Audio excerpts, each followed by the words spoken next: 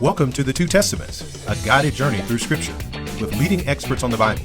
Hosted by Ronnie Cosman and Will Kynes. Subscribe wherever you listen to podcasts or at the2testaments.com, where you can also donate to support our work. Follow us on Twitter at the2testaments on Facebook or Instagram. Welcome to the Two Testaments, a guided journey through Scripture. I'm Will Kynes. And I'm Ronnie Cosman. In this episode, we're looking at Matthew chapters 24 and 25, where Jesus gives the Olivet Discourse.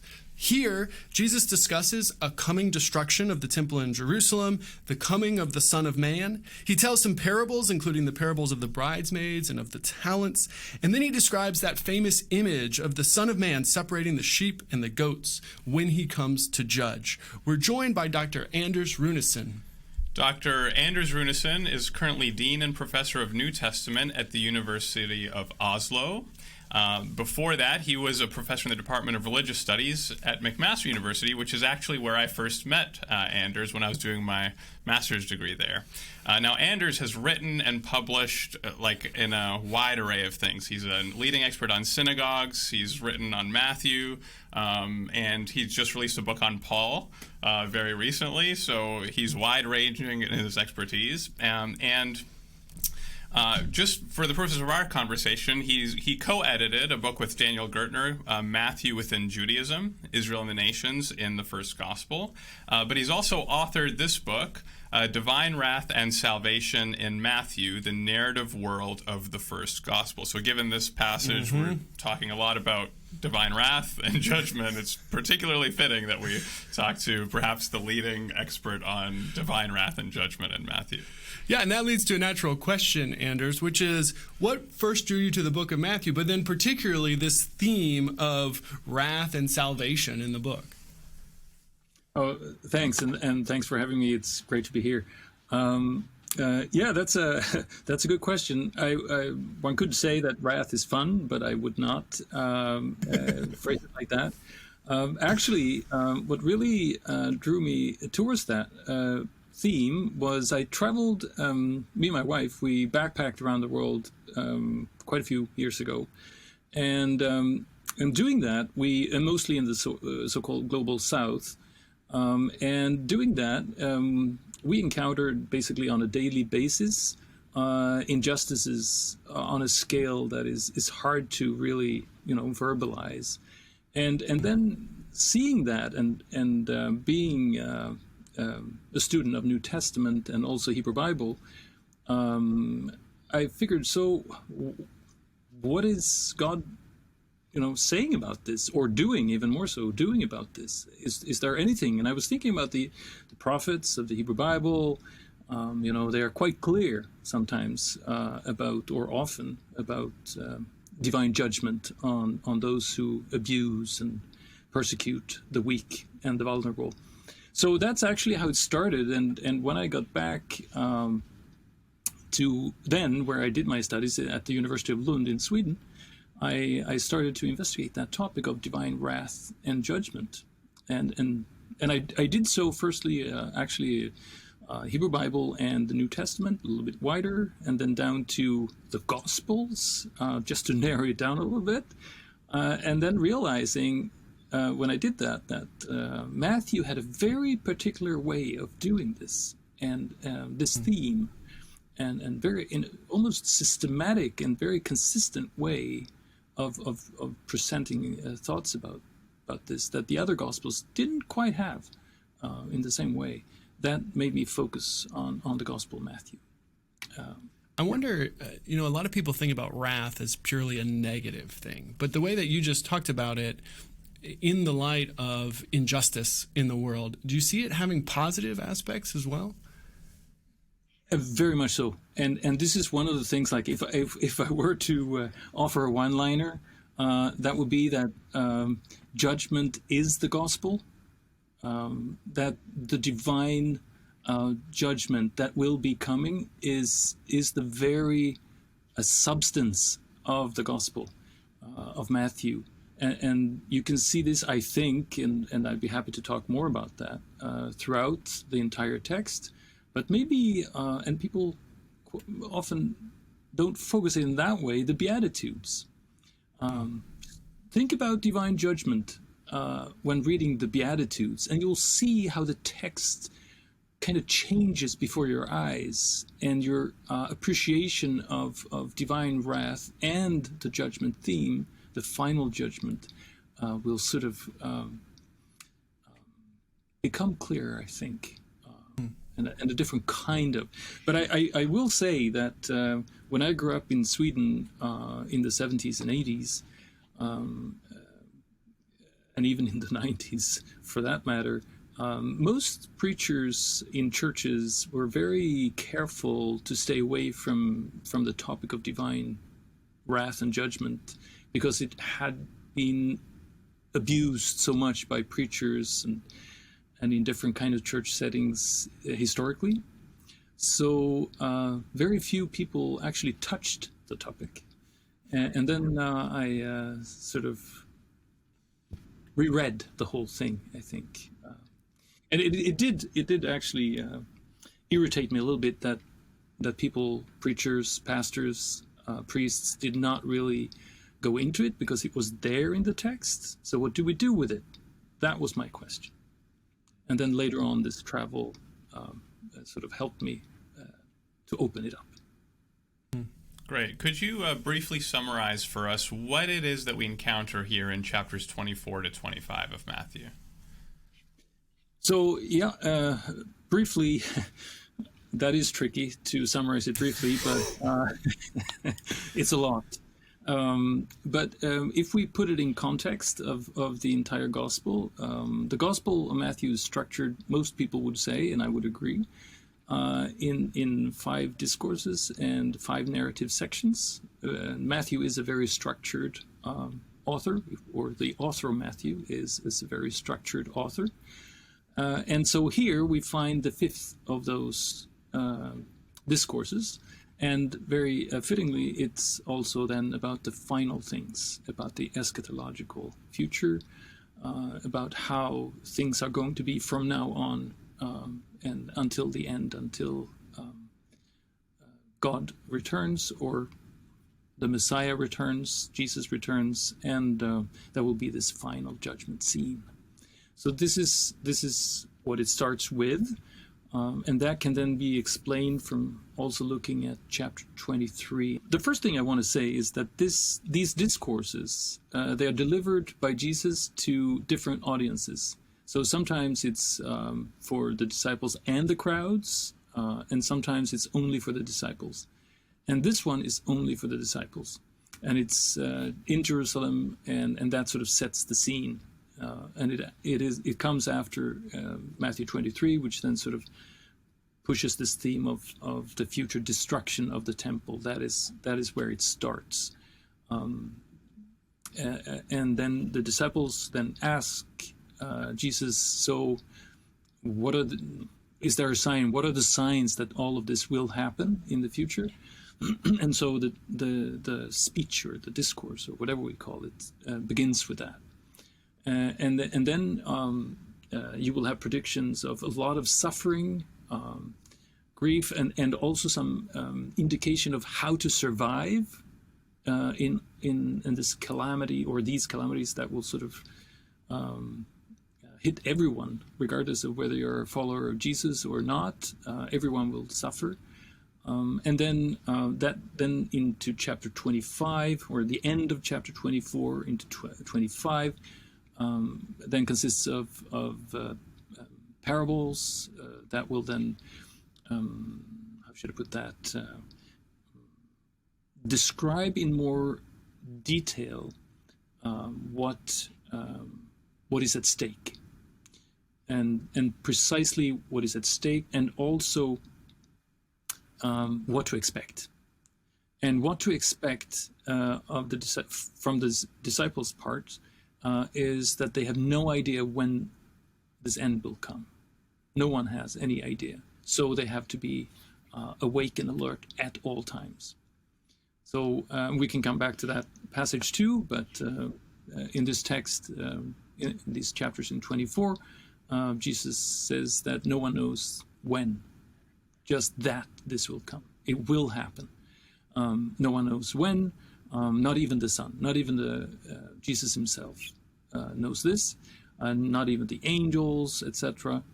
And then follows these parables that explain, so what do we do now? If we don't know when this will happen, how are we going to act? Tell us.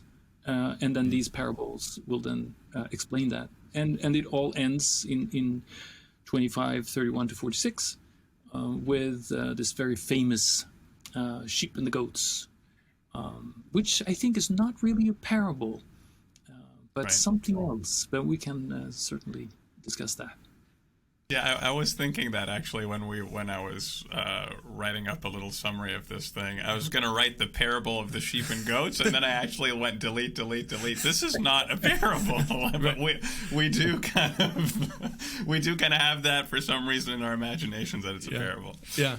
Can you elaborate on how these chapters then fit into the gospel as a whole? What role are they playing in the broader gospel? Yeah, absolutely. I think it's the Gospel of Matthew is the first thing I want to say is a narrative. This may sound very simple, but if you agree that this is a narrative, you have to analyze it as a narrative. It has a beginning, it has a middle, it has an end, and things move on from one point to another, which is really key, I think, because in a story world, things happen, things develop. Things change, and this is where chapter 24 and 25 comes in as very important. After things have changed, this will now happen, and whatever governs what will happen was not really necessarily the case before, earlier in Jesus' ministry or in the history of Israel. And if I would like to point to one chapter that changes everything in Matthew and prepares for 24 and 25, that's Matthew 23.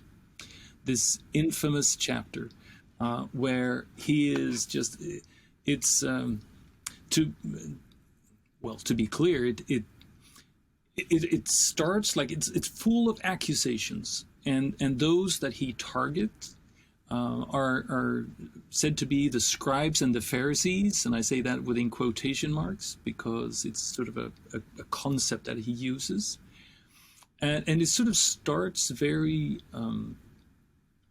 slowly. He's angry, obviously, here. This is a very angry chapter, and he starts slowly by saying, you should not have your clothing should be this or that, and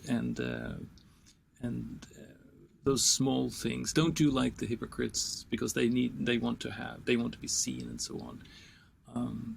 But then there's a crescendo of accusations, which are absolutely outrageous and really display like almost an emotional core to Matthew's gospel. Where his anger sort of comes together, and I think that, and it sort of leads into this ultimate accusation that the so-called scribes and the Pharisees are guilty of the shedding of all innocent blood from the beginning of the world until now, which is, what do you say to that? That's intense. And so you can see this. There is something happening in this chapter that has an effect, and the effect is very clearly seen just when chapter 23 is about to end, because there is an accusation that innocent blood was spilled close to the altar in the temple itself, and this means. I believe that, and others have noted this too, that what we have here is a pollution of the temple. So scholars have debated for a long time, is the Jerusalem temple and the temple cult really valid in Matthew, or is it not? Is the temple still an institution to count on? Can you, is there, sacrifices are okay, or and so on. But and my view is that yes, the entire gospel from the beginning until chapter 23, the temple is just fine. It's part of the covenant. It's part of the law. The law regulates atonement, which happens in the temple. And it's just fine. You can see this in the Sermon on the Mount. You can see it elsewhere too. But here in 23 is the core which changes things. And it is this like spilling of innocent blood to the point where it spills over. It's like a cup that has been filled up too much, and now at this very point in history it spills over, and this pollutes the temple to the point of no return, which means that the temple now in ancient Jewish thought, God needs to leave because a holy God cannot coexist with or exist in a space which is impure. And this is sort of why also the temple will be destroyed. And this leaving of the temple, God needs to leave the temple, to leave it to destruction, is really important. Because the temple, and that's the same in other ancient cults too, if a temple is destroyed and the God is still inside, it really proves that God is quite weak. It doesn't work with the idea that in this case Israel's God would be the most powerful God of all the gods and be really in control of world history, etc. So God needs to leave the temple before it is destroyed. And this theme sort of plays on a theme from the Hebrew Bible and Ezekiel, where in chapters 10 and 11 you have God leaving the temple very slowly and in phases before the first temple is about to be destroyed. And and interestingly, I think Matthew has patterned his story of Jesus on Ezekiel, because in Ezekiel the divine presence leaves the temple, transports itself to the Mount of Olives, and lo and behold, in Matthew, Jesus leaves like as if the Shechinah itself, the temple, and moves on to the Mount of Olives, where he delivers this discourse, starting with the temple is going to be destroyed. So I think, and then chapter 24 and 25 comes in there to describe this suffering and these horrible things that are going to happen. So that's how I see the story of Matthew moving from initially being, well, it's about two things, Matthew really. The Messiah in Matthew is about two things. The one thing is, one task that he has is to teach the correct view of the Jewish law, which remains valid eternally. And the other thing is eventually to provide himself as a sacrifice, atoning sacrifice, as we see in chapter 26. And so if I may just wrap that up, I realize that this was a long answer to a very short question. But if I may wrap that up, that means that the destruction of the temple, and I think this is really important to understand Matthew, the destruction of the temple and Jesus' death are not related in the way that traditional Christian churches or theologies have had it. So the destruction of the temple is not caused by the death of Jesus. It's exactly the other way around.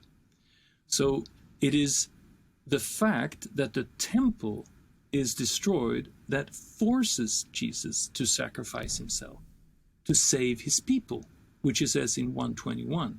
That's his name. He is supposed to save his people from their sins.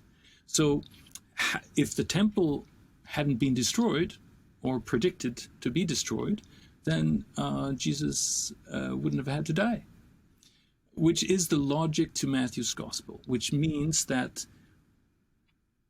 chapter 23 explains the whole Jesus event for Matthew. The temple has been polluted. God cannot be there anymore. God needs to leave, and the temple needs to be destroyed.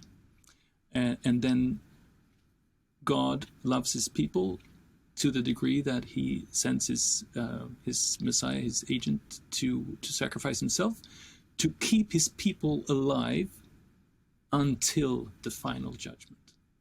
It is a little bit, when you move from the end of chapter 25, which is this powerful image of the Son of Man and judgment, it's a little surprising to move to 26, and the next thing he says is, so the Son of Man needs to be crucified. That's not what you would expect, but your explanation there helps put those two things into relation to one another in a logical way. Thank you. Yeah, exactly. And it does follow. I think Matthew is very logical. He's not a systematic theologian in the way we think of systematic theologians or theologies, but he is consistent, and he has this train of thought that forms his entire narrative and makes it work. And also, it also explains some other things in Matthew's gospel. And for example, in Jewish Christian dialogue, Matthew is very often discussed because it has such harsh words to say about specifically the Pharisees. And I think there are reasons about that, and I have written about that. But if we look at the narrative world and the logic there, this group that he has formed in the way he wants to form them is actually accused of the destruction of the temple. They are at fault. They are the ones that sort of tip the scales and forces this to happen, which then forces Jesus to sacrifice himself. So if you see it from that perspective, it does explain the harsh tone which Matthew has against the Pharisees, which is, by the way, not at all in Luke. Luke Acts has a very different view of much more like a round character, there are good and bad Pharisees, but Matthew's Pharisees are all bad. And that's sort of unique. Now, what for you is the most difficult thing to understand in these two chapters? What is most challenging to you that you've just been puzzling over as you've been writing about chapters 24 and 25? Well, there are many things. My answer number one is a lot. But if I have to pinpoint, if I have to pick something that I've really that is a very difficult passage. It is about this thing that happens in 24:15, which is then. And I can read it here. This will be the Revised Standard Version, New Revised Standard Version, NRSV. And there it says, so when you see the desolating sacrilege standing in the holy place, as was spoken of by the prophet Daniel, let the reader understand. Then those in Judea must flee to the mountains, etc. That is a tricky passage. What does it mean? And then, as if Matthew knew that people were going to, what does he say? He says, let the reader understand. So, So I think that's a really tricky passage, I think. Right. Well, we'll come back to that in not too long from now.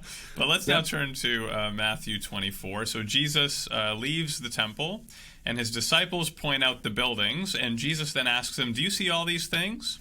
Truly I tell you, not one stone here will be left on another. Everyone will be thrown down. The disciples then ask him, when will this happen, and what will be the sign of your coming at the end of the age? So that's in verses 3 to 4.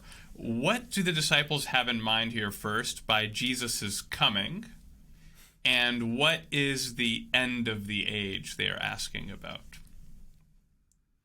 That's another very tricky passage, because here it seems like, it seems like they understand that Jesus is going to go away and then come back. But that's not really what we see elsewhere in the gospel, because they are so surprised and scared at the end when he does die. So this return thing is something that is a little bit strange to have in there, and it's hard to reconstruct meaning from that. But they obviously, this is how Matthew phrases it, and if you continue to read, it's basically that. Well, Matthew and the reader will know that Jesus will be coming back to judge the living and the dead. I almost said, but judge all people and the nations specifically, and then the kingdom will be initiated. So that is the ultimate goal of the whole Jesus event. It is to initiate the kingdom. No, so the message in Matthew is not really, this sounds radical perhaps, but the message is not so much Jesus as it is the kingdom. The kingdom is the key. And then later on in history, Jesus becomes the message and the kingdom sort of falls into the background. If you look at the different confessions, the Nicene Confession and so on. So the kingdom doesn't, the Apostolic Confession, the kingdom doesn't really figure there. But the focus is exclusively on Jesus. But in the Gospels and in Matthew also, and specifically the kingdom of heaven, as Matthew has it most often, is the message. That is what's going to happen. And Jesus is the one who will make this happen. And that's what's supposed to happen at the end of the age, is that right? That's right. And so that is really what, at the end of the age, this will then be, the world will change.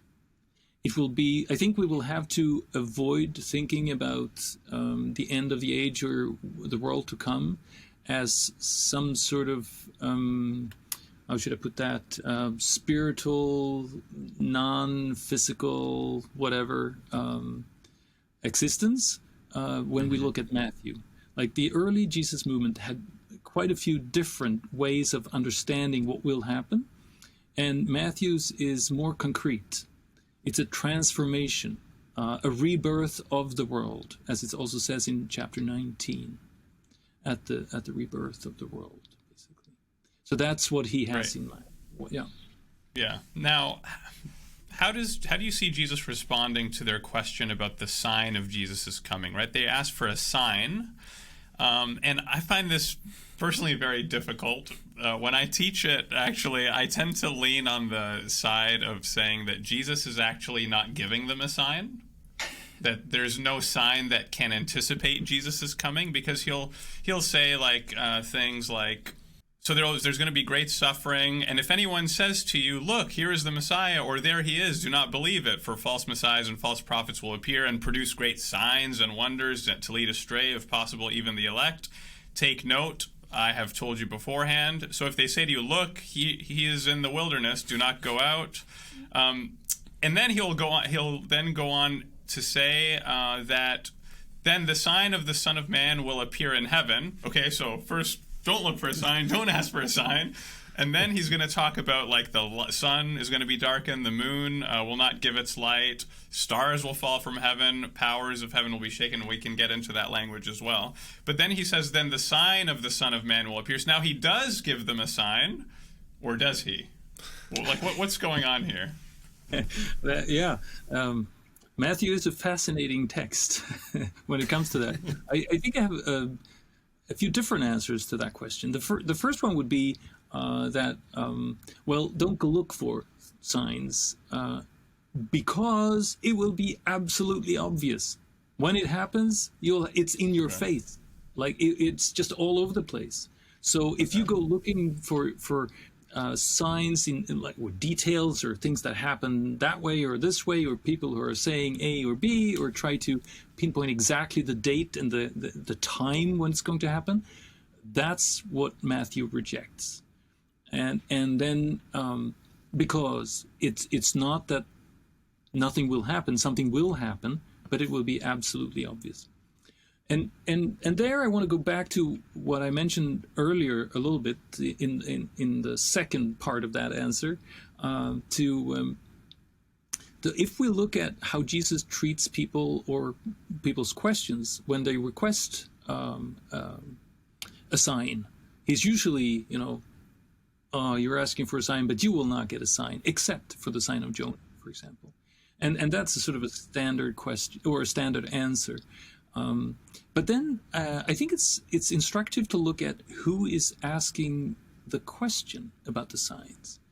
And it is, in one way or the other, it's the Pharisees together with one group or another, always. And then there will be no response.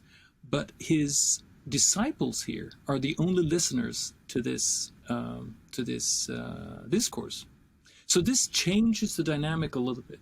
And it's the same thing with parables, that Jesus explains parables for those who are with him, his closest, but not so much to the outsiders.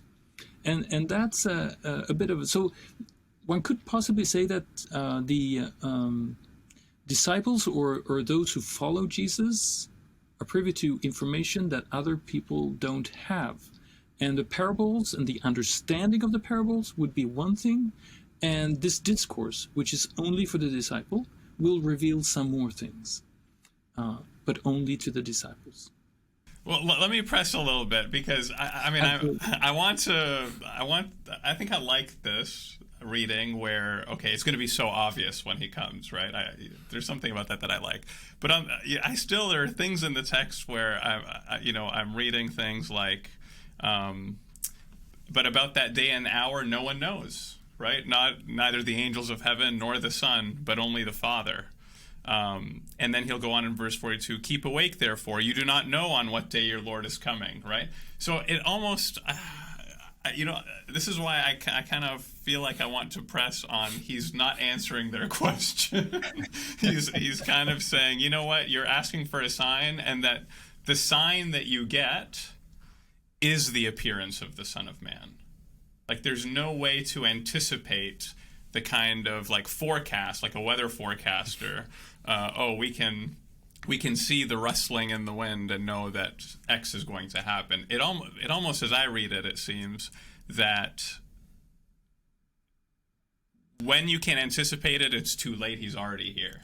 Right. But doesn't Jesus use the weather as an analogy for this? But is that in Matthew? I can't recall. But. Well, he does talk. I mean, Anders, help us out here, because then he does, to your point, he does talk about, like, verse 29, the sun will be darkened and the moon will not give its light. The stars will fall from heaven and the powers of heaven will be shaken. And there are other things in here. Yeah, no, if stars fall from heaven and the sun and the moon sort of lose their light, that's obvious. That's in your face. Something's actually happening. But you're right that Jesus, in the Matthean Jesus, actually speaks also about weather phenomena. Like, so you're asking for this, but you know what to expect from weather, and you don't understand what's happening right in front of your eyes. That sort of language is in a different part of the gospel. So there is this sort of the sign thing is very important, not only to Matthew, also to other gospels, but for Matthew it is important. But the only I would say, like, the sign of Jonah reoccurs a couple of times. So that is obviously important. So the sign of Jonah, what is that? I think the common explanation here is correct, that has to do with the death and then eventual resurrection of Jesus, is what he refers to. And that response is given also to others, not only the disciples. So it is as if the death and resurrection will be like a signal that people should be able to understand that something is now happening. Back to 24-25, I think what you said there is spot on, Ronnie, and that is that when it happens, it's already too late. And I think that's exactly what Matthew wants to communicate also in chapter 25.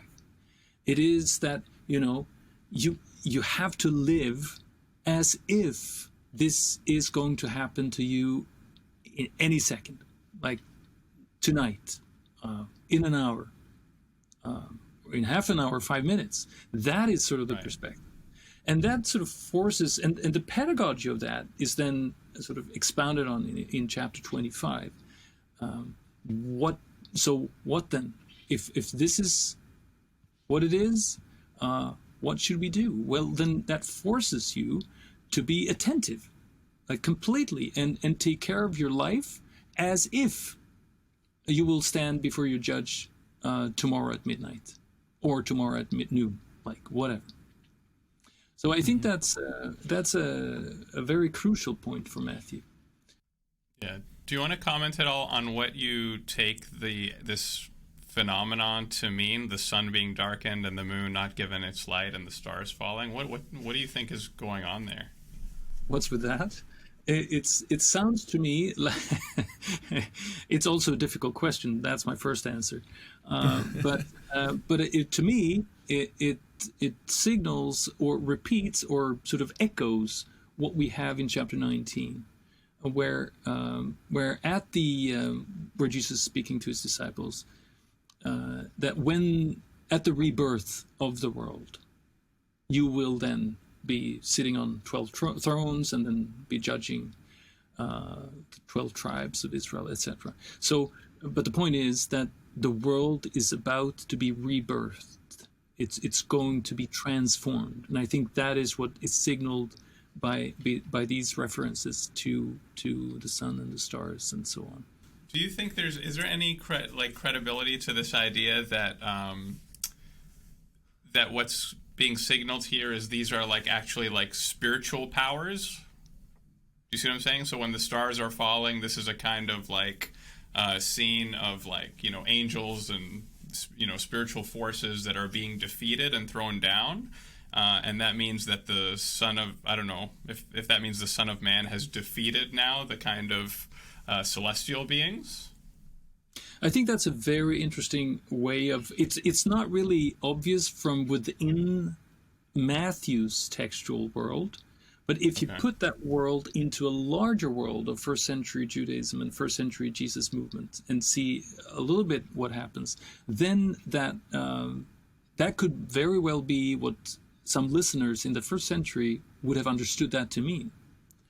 And adding to that, I would think that one should reinforce, and Paula Fredrickson has written a lot about, and very good stuff about this, that the ancient world was just full of gods and demons and all spiritual beings. It was very congested, the whole cosmos.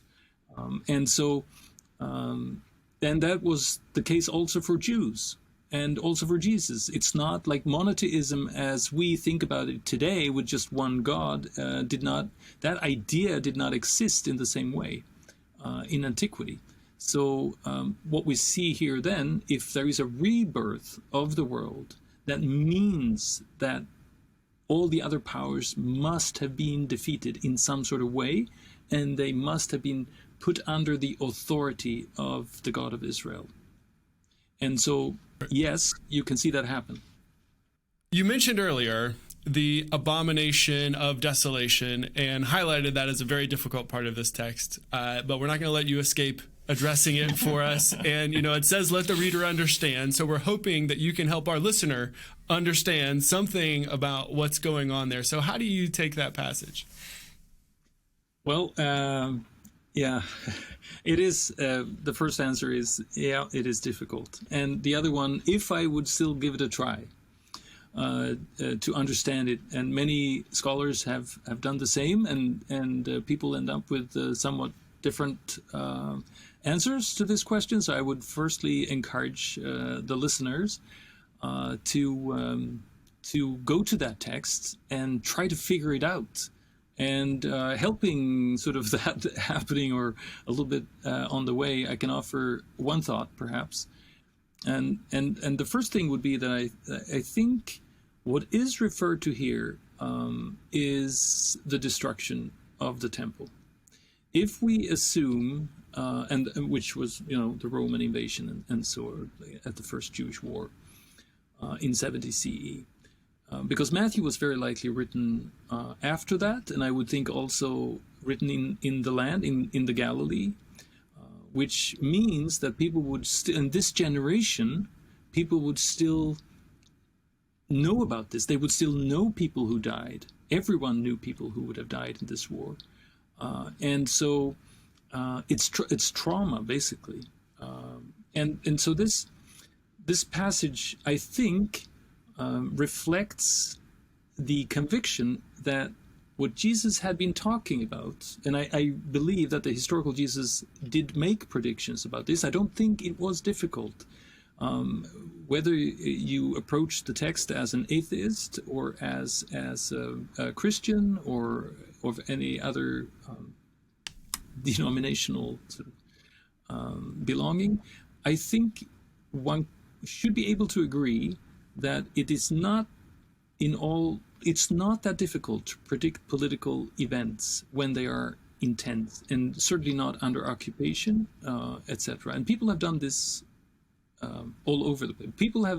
People predicted the fall of the Soviet Union like 20 years before it happened, and so on. And people are today predicting similar things. So I think that the historical Jesus might very well have spoken about the fall of the temple. And there would be traditions in the Jesus material that Matthew receives from this after the fall of the temple. And that's why I think that the year 70 and the fall of the temple becomes, in these communities, real-world evidence of the correctness of these predictions. And that, in turn, signals that this is the beginning of the end. This is the beginning of the end. Because the temple, with its mechanisms for atonement and sacrifices, etc., are key for in a Jewish ritual world and also theological world, if you use that term, a theo-ritual world. One could combine them. So it is a catastrophe for Matthew, and Jesus is the solution to that catastrophe. So this passage then focuses on that, and the fact that he refers to let the reader understand, and Daniel is the book of Daniel is the reference here.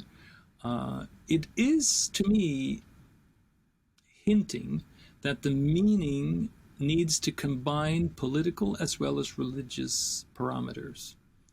That this is something that will happen. The destruction is horrific. It will unleash suffering that is ongoing in Matthew's own time, or people have experienced it, and it's going to get even worse before the Messiah returns. So I think that is what that wants to signal. That's my suggestion.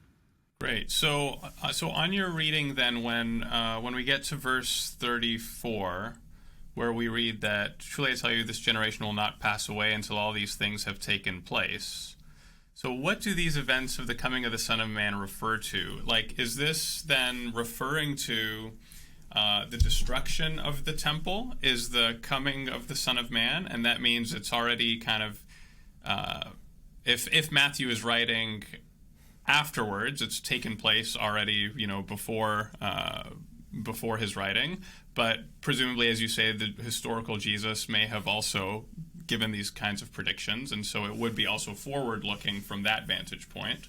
But does that mean that a reader of Matthew's gospel is not supposed to take the instructions of... Don't go back into the housetop. Don't go back in the housetop, to take all these precautions.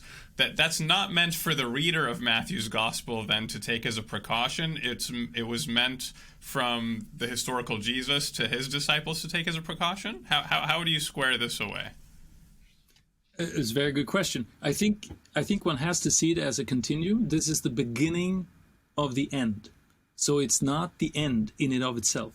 This introduces an age within which, or a period of time within which everyone, including the disciples, will go through immense suffering. So it starts with this cataclysmic event of the destruction of the temple, which triggers this. But the suffering that is then described in the text is not only in the past, but also in the future.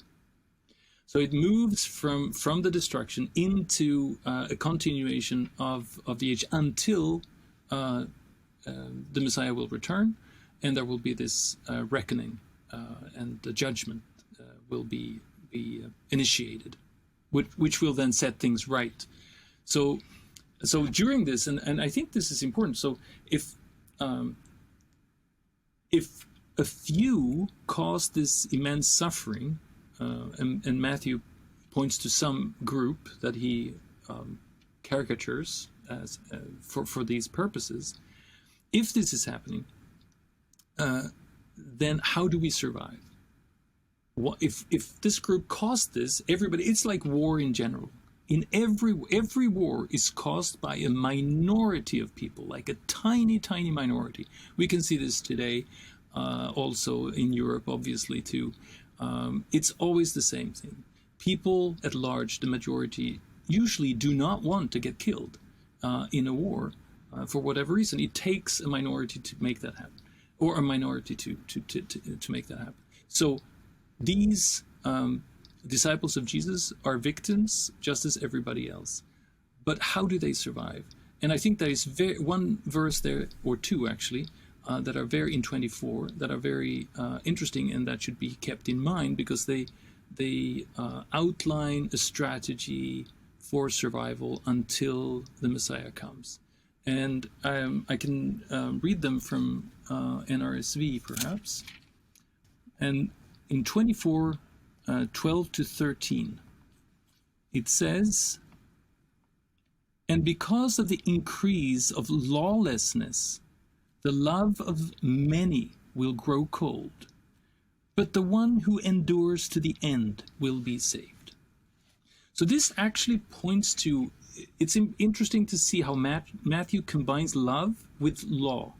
Lawlessness is the very opposite of love. So love is expressed through the Jewish law. That is the point. We see that in chapter 23, verse 23 also. Righteousness and it comes as a concept of love. So if you want to survive this period of time, your love must not grow cold. And that's also basically a summary of the law, which we have also in chapter 22. When asked, what is the most important in the law? And then we have this double, like, love God and love your neighbor. That's it. Everything else is basically commentary. You mentioned that these descriptions here are both looking backward and forward. And as we get further on in chapter 24, we see it clearly seems to be forward-looking in terms of verses 40 and 41, for example, which say, "Then 2 will be in the field, 1 will be taken and 1 will be left. 2 women will be grinding meal together and 1 will be taken and 1 will be left." Now, in a kind of an American context, there's the influence of the Left Behind series and dispensational ideas about the rapture. So is that what's being described here? Or what does Matthew have in mind with these people seemingly disappearing suddenly? Yeah, that's a fantastic question. I'm not so much into the Left Behind series, I must admit, so I'm not an expert in that field, so I may not know the details that might hit the spot of this. But I would say the little that I do know is that what's happening here is not really what those or cinematic narratives want to portray. But the very point is to say, not everyone will make it, and that's exactly. And I think Matthew is very clear on this. Not everyone will make it, and that means that you have to stay awake, you have to stay alert, and you have to not let your love grow cold, because if you do, you will not be part of that kingdom that God is now going to establish through his Messiah after the judgment has been delivered. So I think, and I think also chapter 25 supports that interpretation, that it is about the immediate effects of not knowing, you have to stay alert. Stay alert and stay alive. Isn't that a phrase too? Yeah, the language too of being taken, of being one will be taken. There, two women will be grinding meal together. One will be taken, one will be left. Being taken doesn't mean being transported up into the into the heavens. It means you're dead, right? Because in the context, he's talking also about he brings Noah as an example in the flood. Yeah. Right, and so the flood is like a destructive force. It's like, Exactly. So yeah, very much so. Yeah. So we have then in three parables that are told in succession: the parable of the faithful and unfaithful slave, the parable of the 10 bridesmaids, and then the parable of the talents. What are the major ideas or major point that Matthew's trying to press when he tells these three parables in succession? Yeah, I think it's precisely the point of you do not know when this will happen. So what does that mean? Here, I'll tell you a couple of or three parables, and I'll explain it to you through those parables. I think that's the main message of these parables, is that you have no idea of when this will happen. Your love must not grow cold, because when you least expect it, it's going to happen. And this is what these parables elaborate on in different ways, from different angles.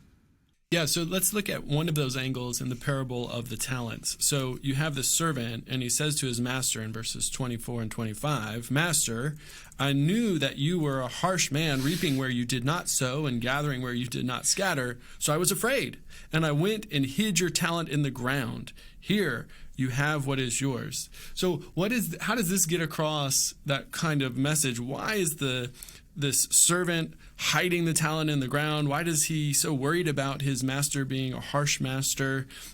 What's going on here? Of course, the other servants they're good, right? They take the talents and they invest them and they make more money for their master. But this one's burying it in the ground. Well, also, this text can be read in different ways. I think one way of doing this is to focus on the English word talent, which comes from this parable, right? The effect is, do you have talents? And what I think the bottom line is in this parable, it is that you must be fearless. Because fear is what actually drives his actions. And that is then not the appropriate posture to have in this setting of intense suffering that has been described just before the parables. So the fear that this person feels, then that is problematic for Matthew. But then again, there is also another undertone here, because sort of the authority, if we call this person that, who comes back, the owner, he's sort of calling the bluff a little bit, because you knew and still you didn't. Why? And then the fear is combined with a sense of deceit. That maybe it was more than that. Maybe it was also like pure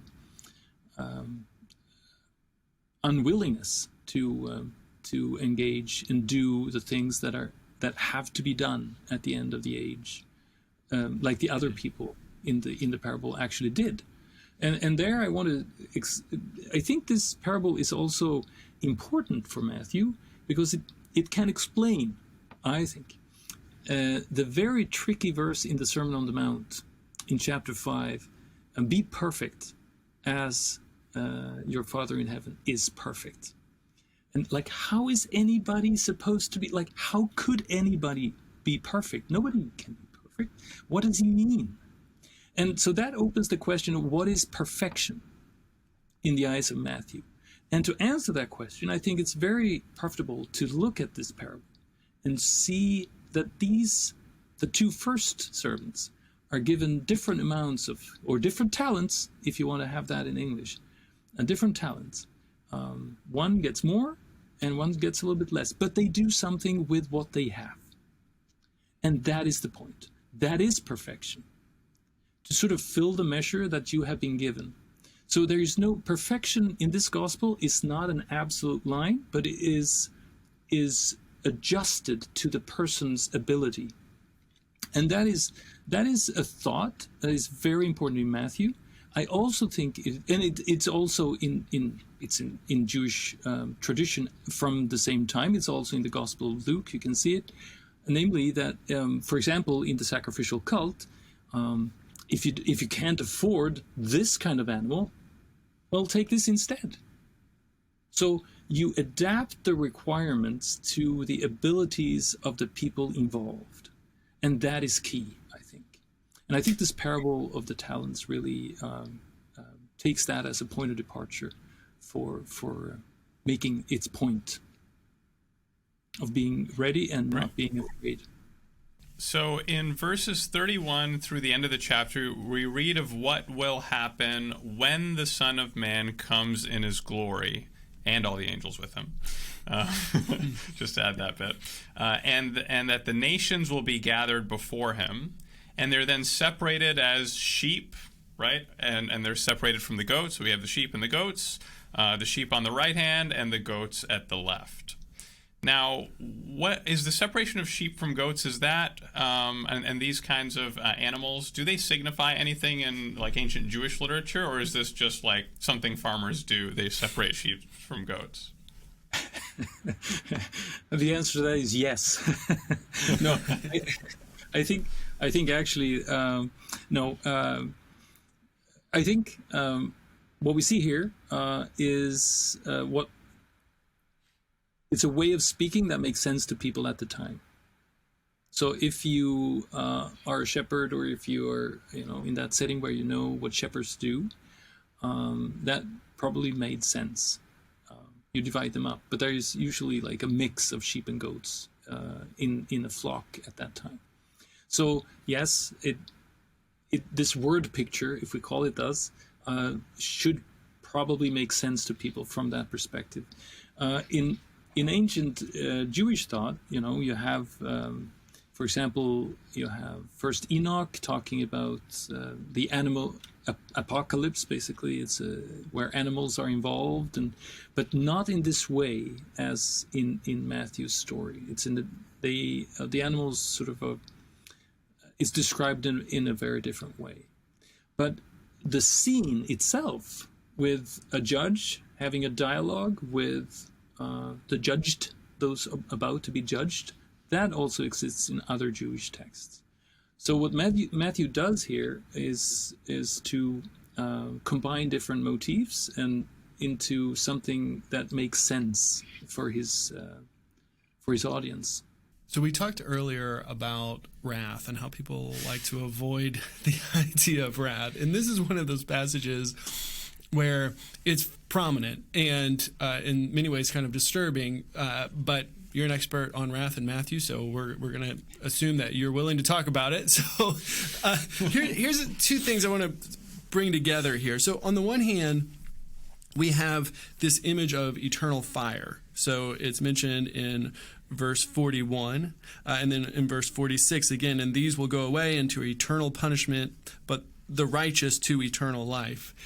But combined with that idea of eternal fire, we also have these other kinds of grotesque images in these parables that describe things like in verse 41, when the master returns, he will cut him in pieces and put him with the hypocrites, where there will be weeping and gnashing of teeth. Or verses 29 and 30, for to all those who have, more will be given, and they will have an abundance. But for those who have nothing, even what they have will be taken away. As for this worthless slave, throw him into the outer darkness, where there will be weeping and gnashing of teeth. So the two questions are related to one another, which is, the first is, when we talk about things like eternal fire, we're supposed to envision a kind of eternal conscious torment that is being depicted here. And then second, why this grotesque graphic imagery to describe the kind of judgment that is envisioned? Now, those are very good and relevant questions, because this kind of language has a kind of a nasty reception history through the centuries in the churches. And so one has to address them, these images of total and complete suffering that this king or this judge or whatever the parable is, landowner, this pain that this figure inflicts on. And the problem is here that it's actually these figures are standing in for God himself, basically. So it makes it even more sensitive. What kind of God is that? And there's an article by, if I may refer to a study published, I think, in 2013 by John Kloppenborg, comparing the violence expressed in the Synoptic Gospels. And Matthew comes out as the worst in terms of how violent the language is, in terms of punishment. And I think that's an absolutely correct analysis, because Matthew is very concerned with judgment. But the first thing I want to say, basically, is that these images are a bit over the top, and they should not be used hermeneutically today to justify any kind of violence, because that's not what I think they were meant to do.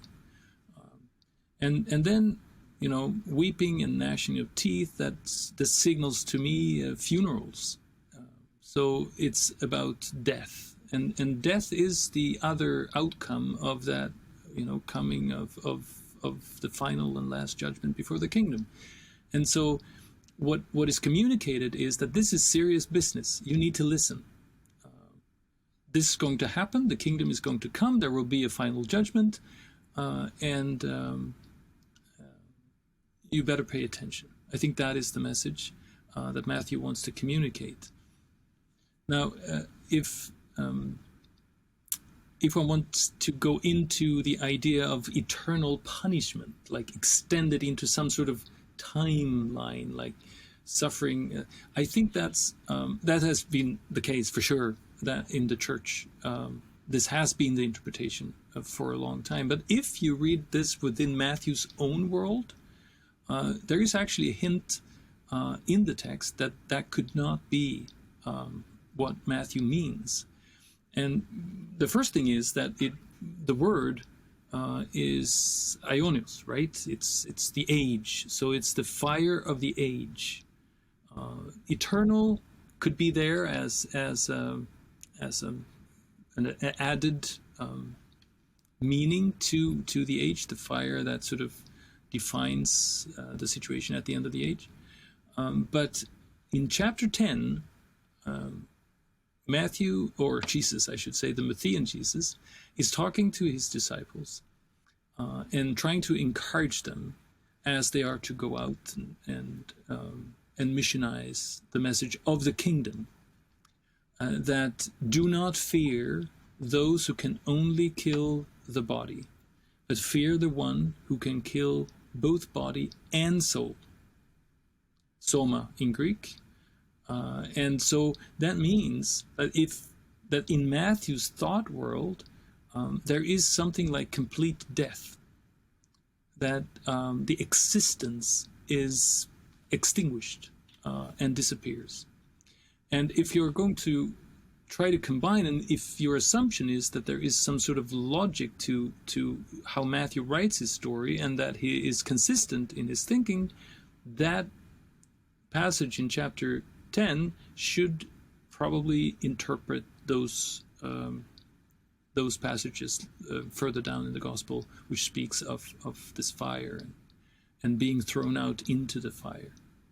But it is, and I really think one should take that seriously, that this is really uncomfortable language, and one should be very careful with it for pastors, especially pastors who are responsible for interpreting these words to their congregations. Really need to be careful about how this is phrased, and focus on the point that Matthew is trying to to convey rather than the nastiness of the descriptions. Right, and so to reiterate, the point that Matthew's trying to convey with this, motif of punishment and judgment is to do what? How would you crystallize what he's trying to do with this imagery? Well, yeah. So I think the first thing would be to convey the seriousness of the matter, of the situation. That's very clear. This is life and death for Matthew. It's nothing less than that. And the other thing is that, so it has, one could say, a pedagogical value for emphasizing that. But one can also see how Matthew, particularly in this word picture of the sheep and the goats, how Matthew not only gives this very harsh language, but also offers a way out. And that is, for the nations, panta ta ethne means, I would argue, and many others too, this is the judgment of the nations. Israel is not included in this judgment scene, because there are other judgment scenes for Israel. But this is for the nations. And for the nations, there are ways out here. And that goes through how they deal with and treat the weak ones, those who are in jail, those who are naked, those who are thirsty and hungry, etc. And that will then be counted as fulfillment of the basic requirements of the Torah, namely to not let your love grow cold, and to be able to stand then before the judge and not having any clue that you have actually been good or bad, and then in this case say, wow, it was just a way for me to live, and when I saw the suffering, I acted upon it. And that is also an important point in this word picture, and that is that if you talk about the criteria of judgment here, this is the absence of doing, the absence of actions are what is being judged here. So if you have not reacted in this way, then you're being judged or condemned for your basically coldness of heart. Well, thank you, Anders, for stepping into the breach and taking on these very difficult issues in Matthew 24 and 25. We like to end our episodes by asking our guests for a blurb, that genre that biblical scholars have perfected of speaking in high praise about books, but it doesn't have to be about a book. I should say, by the way, that on the back of Anders' book, he has blurbs from Terrence Donaldson, who we interviewed, yes, Amy Jill Levine, and Dale Allison. Oh, okay, all right. That's a very Two Testaments-oriented blurb collection there. So we interview all those individuals in this season on Matthew.